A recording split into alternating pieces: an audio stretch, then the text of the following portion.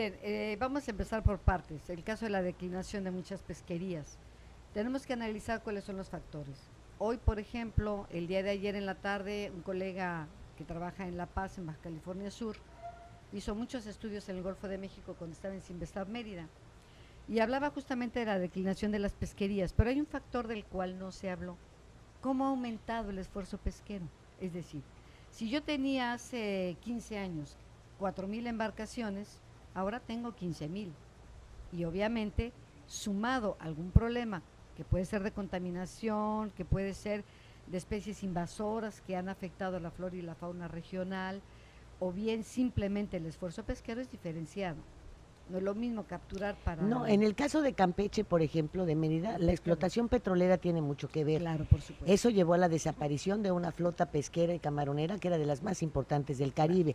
Entonces, el hecho de que existan muchísimo menos embarcaciones se debe a una quiebra de esas cooperativas, una quiebra provocada primero por la seguridad que se montó en la zona para evitar que pescaran y posteriormente por la contaminación del petróleo. ¿Qué tanto está afectando estos ecosistemas, el petróleo y todo el entorno? Bueno, ese es el caso muy particular de Campeche, que obviamente se entiende porque en la sonda tienen una enorme explotación petrolera.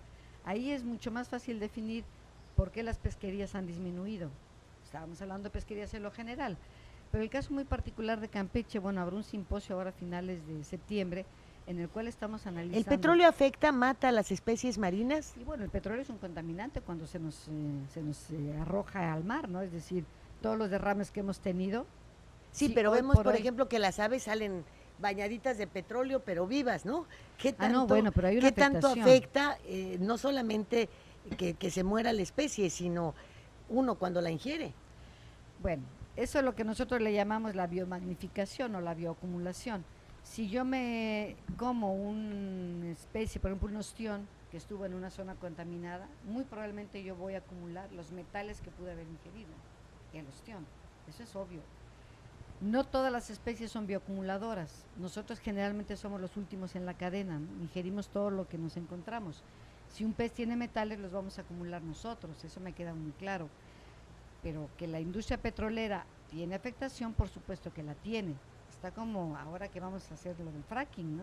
Es decir, ¿qué tanto vamos a afectar con esta ruptura de la roca para sacar el gas del subsuelo? Nadie lo puede definir. La naturaleza no podemos predecir qué va a ser la naturaleza.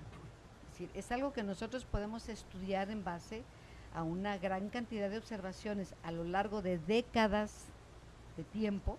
No puedo decirle que hoy le voy a decir exactamente qué va a pasar mañana. Tenemos que basarnos en información que en ocasiones desafortunadamente no tenemos. ¿Cómo se ha elevado el nivel del mar? De repente vamos a una serie de 40 años y nos damos cuenta que las estaciones mareográficas fueron detenidas porque no había quien las operara, porque no había recursos, y entonces nos encontramos lagunas de información que lamentablemente tenemos que ir a pedir a Estados Unidos, a Corea, a Japón, a Francia, con sus satélites, porque nosotros no tuvimos esa capacidad de mantener una información permanente.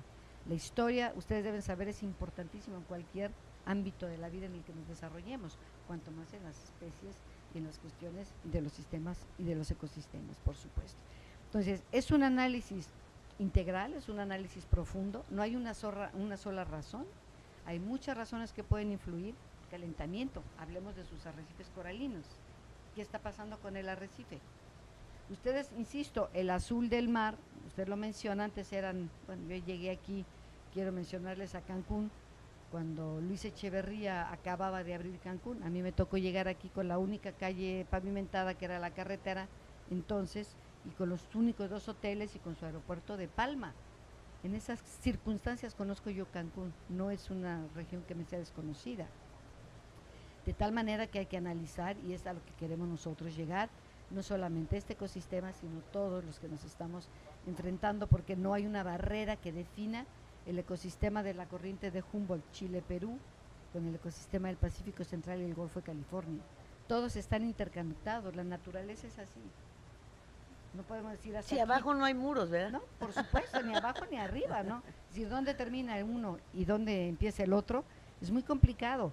Hacemos regionalización porque los países tenemos que hacernos responsables de cuidar nuestros propios recursos en colaboración con el resto de los países con los que compartimos esos recursos.